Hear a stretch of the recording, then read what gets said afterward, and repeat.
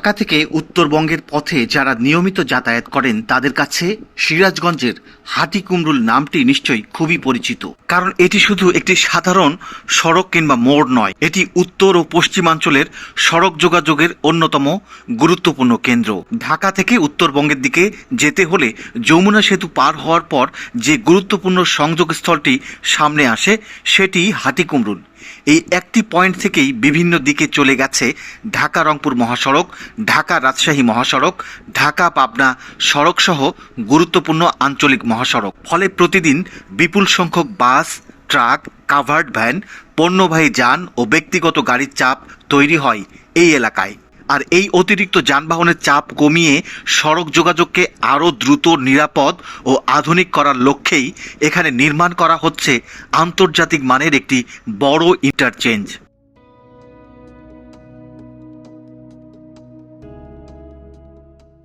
আজকের ভিডিওতে আমরা দেখাবো সিরাজগঞ্জের হাটিকুমরুলে নির্মাণাধীন এই ইন্টারচেঞ্জের বর্তমান অবস্থা, কোন কোন অংশের কাজ শেষ হয়েছে, কোথায় এখনও নির্মাণ কাজ চলছে এবং প্রকল্পটি শেষ হলে ঢাকা থেকে উত্তরবঙ্গের যোগাযোগ ব্যবস্থায় কী ধরনের পরিবর্তন আসতে পারে।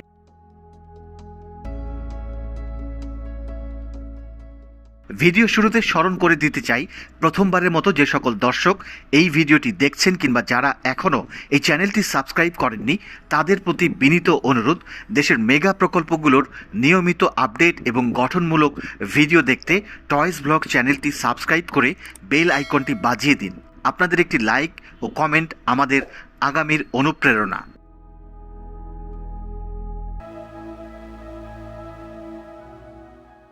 প্রায় ৩ মাস পর হাটিকুমরুল ইন্টারচেঞ্জ প্রকল্পের আপডেট ভিডিও নিয়ে এসেছি।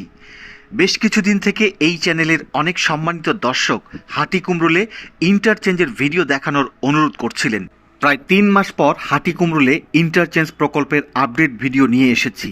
বেশ কিছুদিন থেকে এই চ্যানেলের অনেক সম্মানিত দর্শক হাটিকুমরুলে ইন্টারচেঞ্জের ভিডিও দেখানোর অনুরোধ করেছিলেন। সিরাজগঞ্জের এই প্রকল্পটি ঢাকা থেকে দূরে হওয়ায় এবং বর্ষা মৌসুমের কারণে বেশ কয়েকবার আসার প্রস্তুতি নিলেও সম্ভব হয়নি আপডেট ভিডিওটি দেখানোর। তবে গত 2 সপ্তাহ ধরে এত বেশি কমেন্ট পেয়েছি এই প্রকল্পটির আপডেট ভিডিও দেখানোর জন্য, শেষমেশ 10 আগস্ট আপনাদেরকে আপডেট ভিডিও দেখানোর জন্য এখানে চলে এসেছি। আশা করব এই ভিডিওটি সবাই দেখবেন।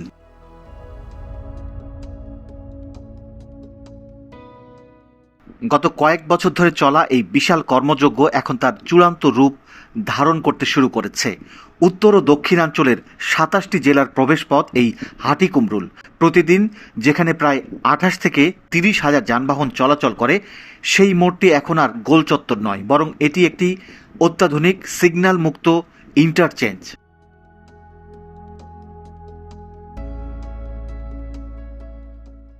প্রিয় দর্শক, আজ আমরা আপনাদের নিয়ে এসেছি উত্তরবঙ্গের লাইফলাইন সিরাজগঞ্জের হাটিকুমরুল মোড়ে। আন্তর্জাতিক মানের এই ইন্টারচেঞ্জটি এখন আর কেবল অ্যানিমেশনে সীমাবদ্ধ নয়, বরং বাস্তবেই এটি এক বিশাল রূপ ধারণ করেছে। এই বিশাল বড় ইন্টারচেঞ্জটি ভাঙা ইন্টারচেঞ্জের চেয়েও অনেক বড় এবং কয়েক কিলোমিটার বিশাল জায়গা জুড়ে অবস্থিত। এই প্রকল্প দেখতে আসলে কুল কিনারা খুঁজে পাওয়া কঠিন। চারিদিকে সমান তালে কাজ চলছে। অনেক দীর্ঘ ও পেঁচানো উড়াল এক্সপ্রেসওয়ে ও র্যাম্প সহ পুরো ইন্টারচেঞ্জটির পথগুলি বেশ জটিল, যে কারণে পুরো প্রকল্পের কাজ দেখার আগে এই পথগুলি সম্পর্কে আপনাদের একটু ধারণা দিতে চাই।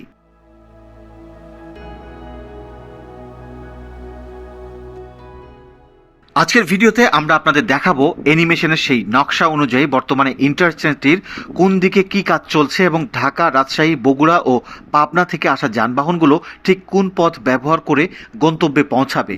প্রথমে নজর দেয়া যাক ঢাকা থেকে আসা যানবাহনের রুটের দিকে। ঢাকা থেকে আসা যানবাহনগুলো যখন ইন্টারচেঞ্জে প্রবেশ করবে তাদের জন্য 3টি প্রধান বিকল্প থাকবে। ঢাকা থেকে রাজশাহীর দিকে যারা সরাসরি যাবেন তারা ইন্টারচেঞ্জের একদম উপরের প্রধান এক্সপ্রেসওয়ে বা ফ্লাইওভারটি ব্যবহার করবেন। বর্তমানে এই ফ্লাইওভারের গার্ডার স্থাপনের কাজ অনেক এগিয়ে গেছে। অনেক জায়গায় ডেক স্ল্যাব বা রাস্তার ঢালাই দৃশ্যমান হয়েছে। দ্বিতীয়টি ঢাকা থেকে বগুড়ার দিকে যে সকল যানবাহন উত্তরের দিকে বগুড়া অভিমুখে যাবে সে সকল গাড়িগুলিকে ইন্টারচেঞ্জে পৌঁছানোর আগেই একটি বাম দিকের র্যাম্প ব্যবহার করতে হবে। ঢাকা থেকে পাবনা ও রংপুরগামী যানবাহনগুলিকে এই সড়কটি ধরে এগুতে হবে। পাবনা বামে চলে যাবে আর বগুড়াগামী যানবাহনগুলি অর্ধবৃত্তাকার উড়াল সড়কটি ধরে বগুড়া অভিমুখে চলে যাবে। আপনারা দেখতে পাচ্ছেন এই র্যাম্পটির স্ট্রাকচার ইতিমধ্যে ভালোভাবে এগিয়ে গেছে, এই অংশটি দৃশ্যমান হয়েছে। এই অংশের সংযোগ প্রান্তের বিশাল অংশে গার্ডার স্থাপনের কাজ দেখা যাচ্ছে। এদিকে প্রচুর সংখ্যক কর্মীকে কাজ করতে দেখা যাচ্ছে।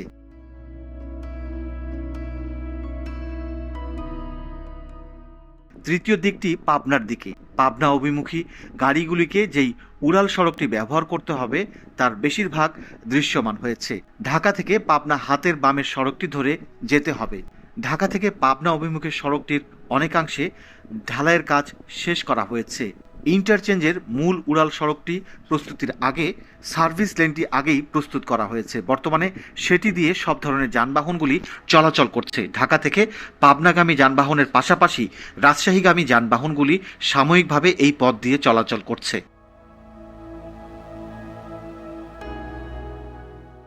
হাটিকুমরুল ইন্টারচেঞ্জ প্রস্তুত হয়ে গেলে রাজশাহী থেকে আসা যানবাহনগুলি যেভাবে ব্যবহার করবে, পশ্চিম দিক থেকে আসা গাড়িগুলো ঢাকার মতোই অত্যন্ত সুশৃঙ্খল পথ পাবে। ঢাকার দিকে যাবার জন্য গাড়িগুলো সরাসরি উপরের মেইন ফ্লাইওভার দিয়ে পূর্ব দিকে চলে যাবে। পাবনার দিকে যাবার জন্য রাজশাহী থেকে আসা যানবাহনগুলি একটি সরাসরি বামে মোড় নেওয়া রাস্তা ব্যবহার করে ইন্টারচেঞ্জের র্যাম্প ব্যবহার করে ডানে মোড় নিয়ে এই গাড়িগুলো দক্ষিণে পাবনা রুটে নামবে। এই অংশের রিজিড পেভমেন্ট বা কংক্রিটের রাস্তার কাজ অনেকখানি দৃশ্যমান হয়েছে। বৃত্তাকার ফ্লাইওভারটির অনেক বড় অংশ ইতিমধ্যে দৃশ্যমান হয়েছে। আমি আপনাদেরকে বোঝানোর জন্য পাবনা কিংবা রাজশাহী অভিমুখ বলছি, এদিকে একটি গন্তব্যের নাম নিচ্ছি, কিন্তু প্রকৃতপক্ষে অনেকগুলি জেলায় যাওয়া যাবে। রাজশাহী থেকে আসা বগুড়ার দিকে যাবার জন্য যানবাহনগুলি বামের সড়ক ধরে উত্তরের দিকে যাবেন। তারা ইন্টারচেঞ্জ পয়েন্ট অতিক্রম করে একটি বৃত্তাকার লুপ ঘুরে উত্তর অভিমুখে রওনা হবেন। এই সড়কটির বেশিরভাগ অংশের ঢালাই কাজ শেষে ভালোভাবে দৃশ্যমান হয়েছে। রাজশাহী থেকে বগুড়া অভিমুখে যাবার পথটিও মোটামুটি সহজ, এঁকে বেঁকে না গিয়ে সরাসরি হাতের বামে যেতে হবে। এটি যেভাবে ঢাকা থেকে পাবনা সড়ক কিংবা বগুড়া থেকে ঢাকা সড়ক ব্যবহার করবে যানবাহনগুলি, ঠিক সেভাবেই যাবে। আমি এখানে বগুড়া অভিমুখের সড়কটিকে শুধু বগুড়া বলছি সংক্ষেপে বোঝার জন্য, তবে প্রকৃতপক্ষে বগুড়ার দিকে 11টি জেলার যানবাহন চলাচল করবে।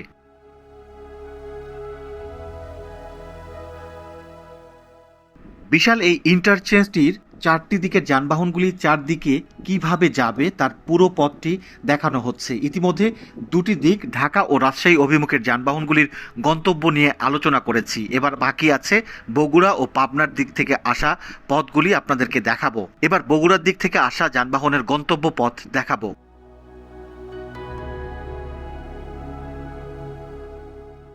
উত্তর দিক অর্থাৎ বগুড়া থেকে আসা যানবাহনগুলোর জন্য ইন্টারচেঞ্জটি হবে একদম সিগন্যাল মুক্ত।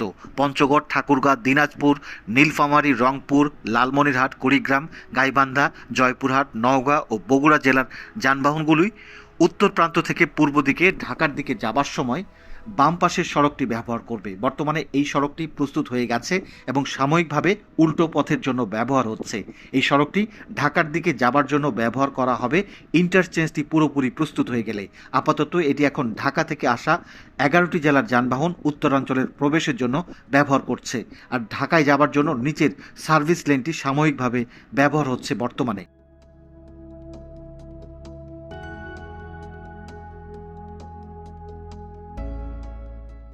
বগুড়া থেকে পাবনার দিকে যাবার জন্য এটি একটি সরাসরি উত্তর দক্ষিণ রুট। গাড়িগুলি ইন্টারচেঞ্জের মাঝখান দিয়ে নিচতলা বা আন্ডারপাস সদৃশ নির্ধারিত লেন দিয়ে সরাসরি দক্ষিণে চলে যাবে। এই সড়কটি বেশিরভাগ দৃশ্যমান হয়েছে। এই সড়কটি পুরনো হাটিকুমরুল মোড়ের গোলচত্বর বরাবর এবং রাজশাহী ঢাকা মূল ফ্লাইওভারের নিচ দিয়ে যাবে।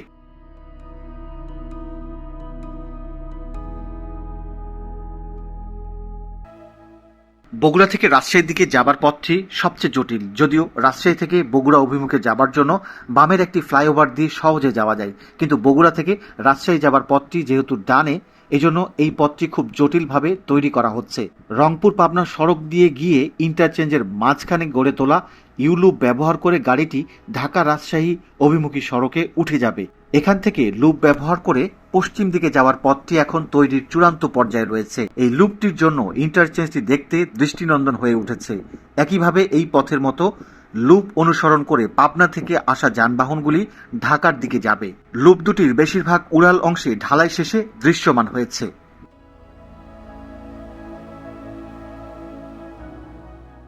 এবার আমরা সবশেষ দিক অর্থাৎ চতুর্থ দিকটি নিয়ে আলোচনা করব। দেখাবো দক্ষিণাঞ্চল বা পাবনা থেকে আসা যানবাহনের গতিপথ। পাবনা থেকে বগুড়ার দিকে যাবার পথ সরাসরি উত্তর অভিমুখে যাওয়ার জন্য গাড়িগুলি নির্ধারিত লেন ব্যবহার করবে। গাড়িগুলি ইন্টারচেঞ্জের মাঝখান দিয়ে নিচতলা বা আন্ডারপাস সদৃশ নির্ধারিত লেন দিয়ে সরাসরি উত্তর দিকে চলে যাবে, ঠিক বগুড়া থেকে যেভাবে পাবনায় যাওয়া যায়।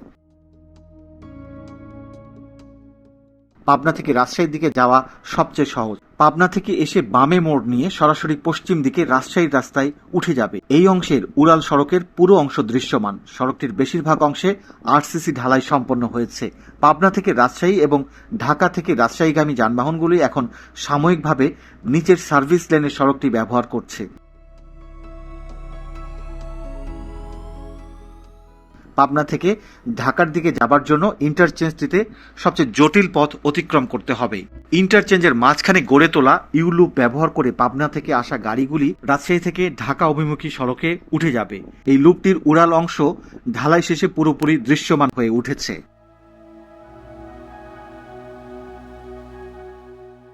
যমুনা ব্রিজ থেকে আসা যানবাহনগুলি ইন্টারচেঞ্জে প্রবেশ করার আগে দেখা যাচ্ছে এখানে আগে লোহার ব্রিজ ও কালভার্ট ছিল, সেগুলির বদলে এখন প্রশস্ত উড়াল সড়কের ঢালাই কাজ শেষ হয়েছে। এখন এদিকের মূল উড়াল সড়কটির গার্ডার স্থাপন এবং ঢালাইয়ের জন্য বিপুল সংখ্যক কর্মীকে কাজ করতে দেখা যাচ্ছে। এই কালভার্ট সংলগ্ন জায়গায় 2021 সালের দিকে এখানে উত্তরবঙ্গের পরিচিত হাইওয়ে রেস্টুরেন্ট ফুড ভিলেজের 2 নম্বর ব্রাঞ্চ ছিল। তবে 2021-22 সালের দিকে ইন্টারচেঞ্জ নির্মাণের জন্য ফুড ভিলেজ সহ হাটিকুমরুল মোড়ের বেশ কয়েকটি হোটেলের জমি অধিগ্রহণ করা হয়।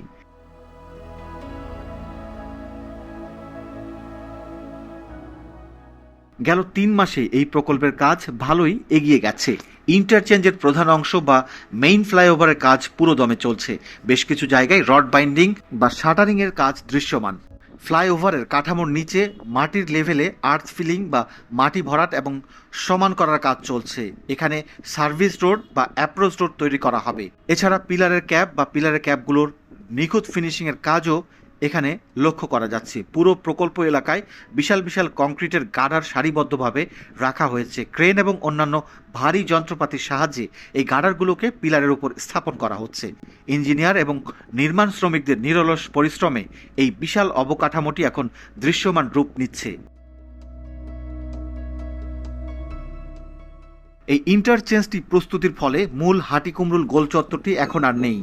এখানে একটি গোল চত্বর ছিল। যারা অনেকদিন এখানে আসেননি তারা এখন এই জায়গাটি আর চিনতে পারবেন না। প্রকল্পের সঙ্গেই রয়েছে বিশাল ওয়ার্কিং ইয়ার্ড, যেখানে রাখা হয়েছে প্রিকাস্ট সেগমেন্টগুলিকে।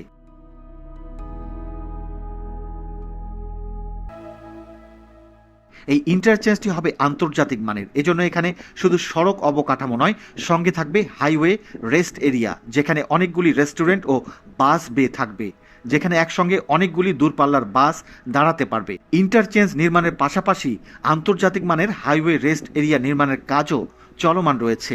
যমুনা সেতু অভিমুখে হাইওয়ের পাশে রাস্তার ডানে ও বামে 2টি রেস্ট এরিয়া তৈরি করা হচ্ছে। যমুনা সেতু অতিক্রম করে হাটিকুমরুল মোড়ের দিকে আসার পথে পাঁচলিয়া বাজারের পূর্ব পাশে আলোকদিয়া নামক জায়গায় তৈরি করা হচ্ছে একটি আন্তর্জাতিক মানের বাস বে। এখানে কাজ শুরু হয়েছে। হাটিকুমরুল ইন্টারচেঞ্জ অতিক্রম করা যানবাহনগুলি ঢাকার দিকে যাবার সময় এটি ব্যবহার করতে পারবেন।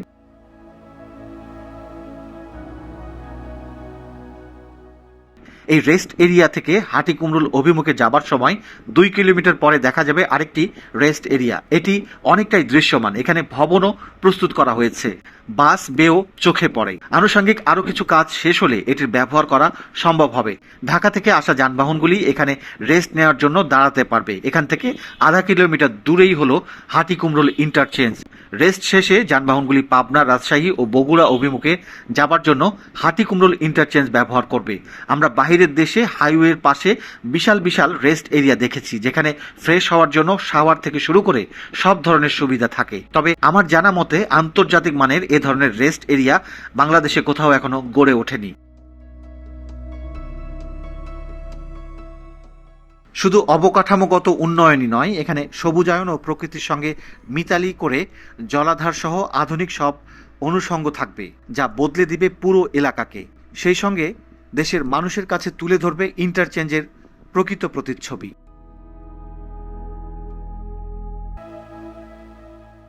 নির্মাণ কাজের গতি দেখে আশা করা যাচ্ছে 2027 সালের মধ্যেই উদ্বোধন হতে পারে দক্ষিণ এশিয়ার অন্যতম আধুনিক এই হাটিকুমরুল ইন্টারচেঞ্জ।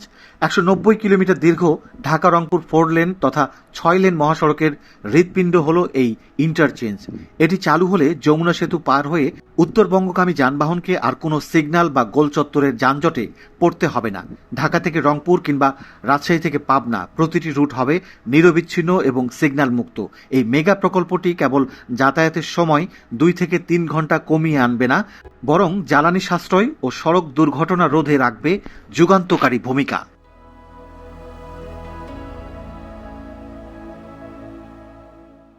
উত্তরবঙ্গের মানুষের দীর্ঘদিনের লালিত স্বপ্ন এখন বাস্তবের পথে, যা দেশের অর্থনীতিতে এক নতুন সোনালী অধ্যায়ের সূচনা করবে। প্রযুক্তি নির্ভর স্মার্ট বাংলাদেশের গর্বিত সাক্ষী হতে আমরাও মুখিয়ে আছি এই মহেন্দ্র ক্ষণের জন্য। প্রিয় দর্শক, আজকের ভিডিওটি এ পর্যন্ত। এতক্ষণ ভিডিওটি দেখার জন্য ধন্যবাদ এবং নতুন দর্শকদের প্রতি চ্যানেলটি সাবস্ক্রাইব করার অনুরোধ জানিয়ে শেষ করছি আজকের ভিডিও। সবাই ভালো থাকবেন।